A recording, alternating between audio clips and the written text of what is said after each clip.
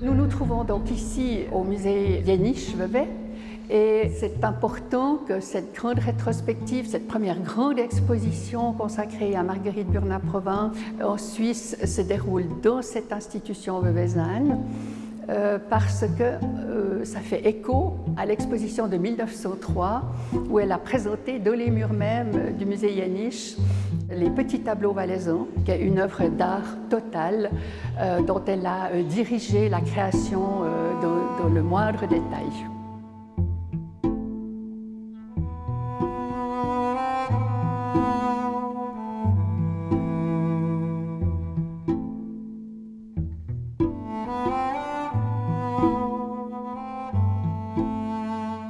Alors Marguerite est née en 1872 à Arras, dans le nord de la France, plus précisément dans le Pas-de-Calais, dans cette grande nature artésienne, ces vastes espaces verdoyants qui vont marquer dès le début son parcours artistique. Elle va avoir une complicité très étroite avec la nature.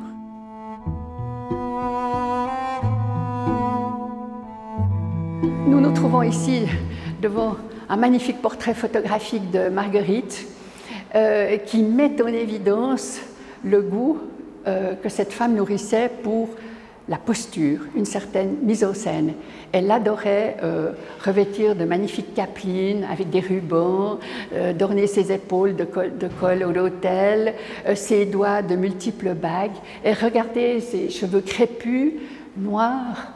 C'est ce regard profond aussi que nous retrouverons d'ailleurs dans ses autoportraits ou dans des portraits, notamment d'elle par Bieler. Et cette femme affirme d'entrer une autorité, un questionnement, hein, ce regard qui est tourné vers nous, un questionnement d'ordre existentiel.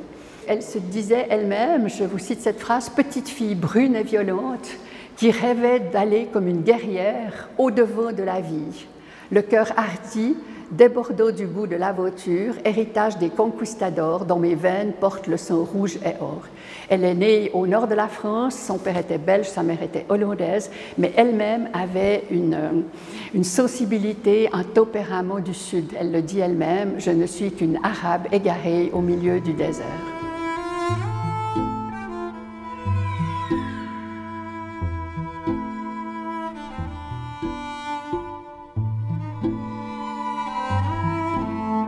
Marguerite se vouait à de multiples formes d'expression artistique et elle était bien une femme de son temps puisque là, face à ce corpus d'affiches qui date de 1905, elle participe à ce grand mouvement, à ce grand développement de l'art publicitaire en Europe au tournant du 19e, du 20e siècle. Ce développement de l'affiche est lié à l'invention de la chromotypographie et de la chromolithographie qui permettait donc de multiplier les tirages destinés à un large public.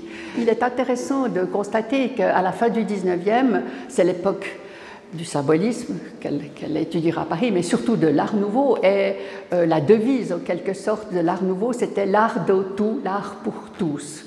Alors en Suisse, à l'époque, la demande d'affiches était surtout initiée par les offices du tourisme, hein, la Suisse étant une terre qui accueillait beaucoup de touristes, notamment les touristes anglais au XIXe siècle. Marguerite, elle a su mêler les éléments traditionnels, j'ai presque envie de dire folkloriques, à un langage, à une grammaire formelle tout à fait moderne, de son temps. Si nous regardons cette affiche pour les conserves de Saxon, qui par ailleurs a été primée à l'exposition des arts graphiques d'Anvers, elle répond aux exigences de l'époque, c'est-à-dire des couleurs vives, pures, utilisées en aplat, entourées d'un cerne brun foncé ou noir, une évocation, mais pas un traitement trop détaillé. On voit que Marguerite présente cette jeune valaisanne en costume de la région, peut-être de Savièse, qui est de profil. Son mulet tourne le dos au spectateur, c'est assez original aussi, chargé de pommes qui vont être mises en conserve et qui gravit les pentes peut-être de la colline de Tourbillon ou bien de celle du château de la Soie proche de Savièse. Ce qui est intéressant aussi et qui est tout à fait dans l'esprit de l'époque de l'Art Nouveau, avec cet intérêt manifeste pour la fleur, pour la plante, vous voyez que là, il y a un pois de senteur qui est peint en bas à gauche, dans lequel Marguerite a en quelque sorte levé le logo de l'imprimerie Säuberlin et Pfeiffer de Vevey, qui étaient ses imprimeurs favoris avec qui elle a réalisé ses plus beaux ouvrages littéraires.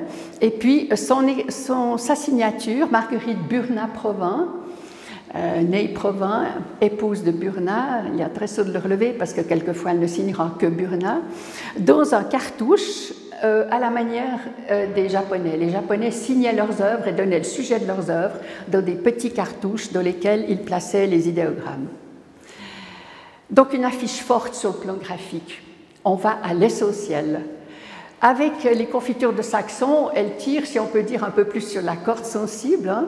Elle montre cette ménagère, également en costume local, traditionnel, très soigné, avec sa coiffe au d'autel, cette manche bouffante, bien repassée, son petit fichu autour du cou, qui ouvre cette sorte de soupière, si on peut parler de soupière, pour remuer les confitures sous le regard très convoiteur du chat.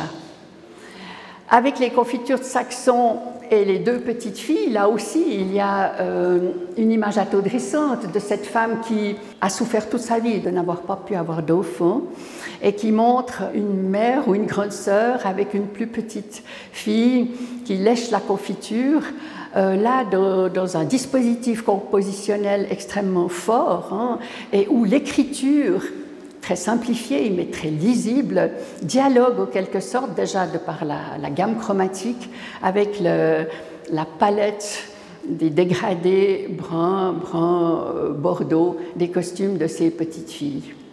Du Valais à Vevey, Marguerite a participé à cette mouvance de l'art publicitaire européen. Alors on parlait du Valais. Eh bien, oui, Savièse, où elle a passé des années très heureuses de sa vie, j'aimerais dire que grâce à Marguerite Burnat-Provins, j'ai personnellement eu la connaissance de faire de très très belles rencontres au Valais, puisque en tant que présidente de l'association des amis de Marguerite Burnat-Provins, je compte parmi nos membres beaucoup de Valaisans. Et c'est vraiment un plaisir que de leur dédier aussi cette exposition veuvezane et puis la monographie sur Marguerite que j'ai eu aussi le plaisir de diriger.